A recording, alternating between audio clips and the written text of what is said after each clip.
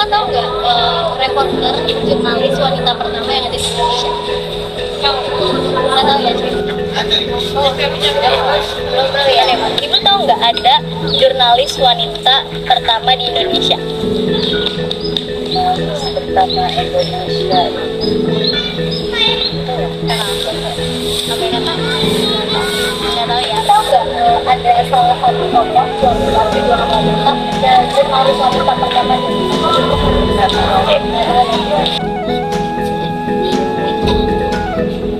Kehidupan perempuan di zaman yang sudah maju ini tentunya berbeda dengan kehidupan perempuan di masa ketika penjajah masih berkuasa dan hukum adat masih mengikat.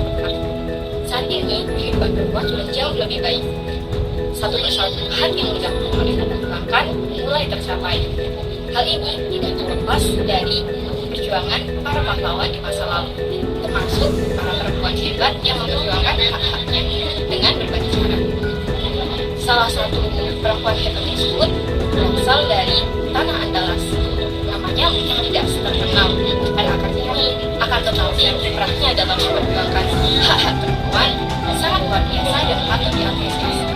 Beliau adalah Rohana Kudus, perempuan yang lahir pada 20 Desember 1884 di Komo Gadang, Kabupaten Agam, Sumatera Barat.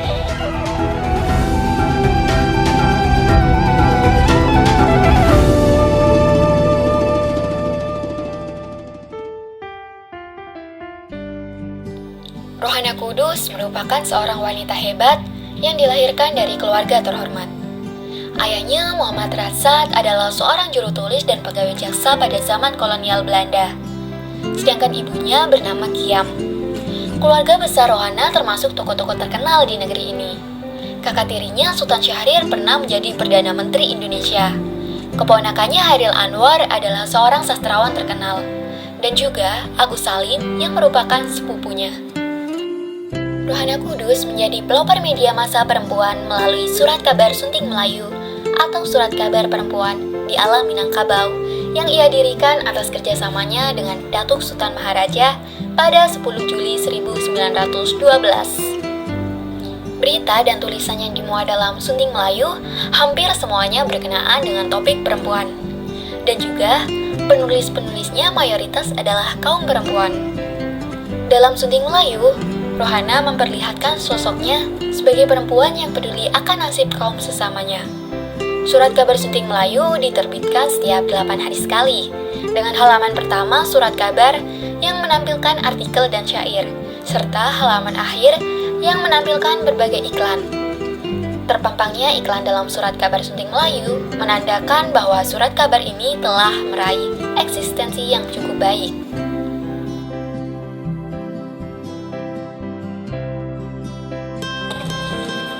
Dalam Surat Kabar Sunting Melayu yang terbit pada tahun 1914, termuat sebuah artikel yang berjudul "Perempuan Harus Dimuliakan". Pendahuluan dalam artikel ini memberitahukan kepada kita bahwa perempuan itu memiliki hak yang sama untuk maju dan bisa berlomba dengan laki-laki. Dalam artikel tersebut, perempuan juga diibaratkan sebagai timbangan bagi laki-laki. Mengapa? Karena ya perempuan juga memiliki kesempatan yang sama dan tidak boleh jauh tertinggal di belakang. Seruan untuk memuliakan perempuan dalam artikel ini memberikan penekanan pada poin bahwa perempuan itu memiliki hak yang sama untuk maju dan bisa memberdayakan dirinya sendiri.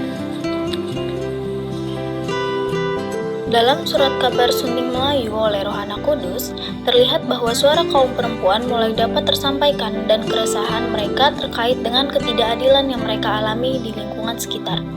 Hal ini relevan dengan beberapa poin SDGs yang berkaitan dengan kesetaraan gender dan pembangunan berkelanjutan.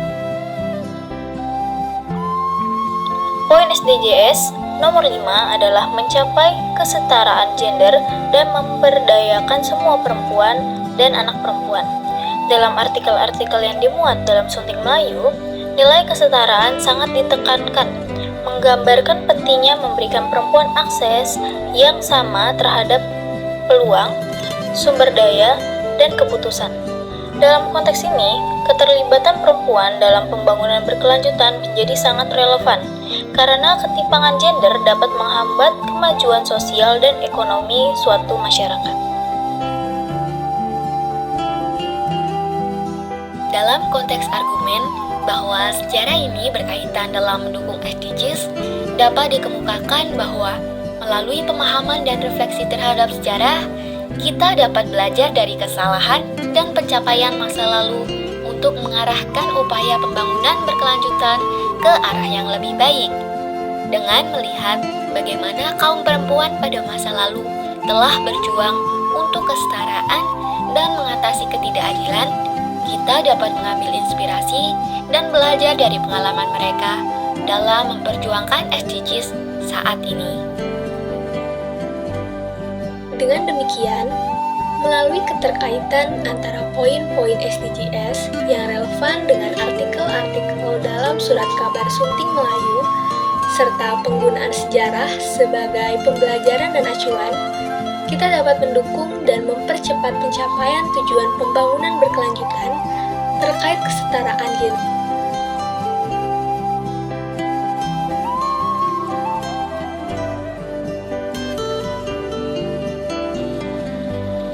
Berteguh bertambah ilmu dan kepandaian perempuan.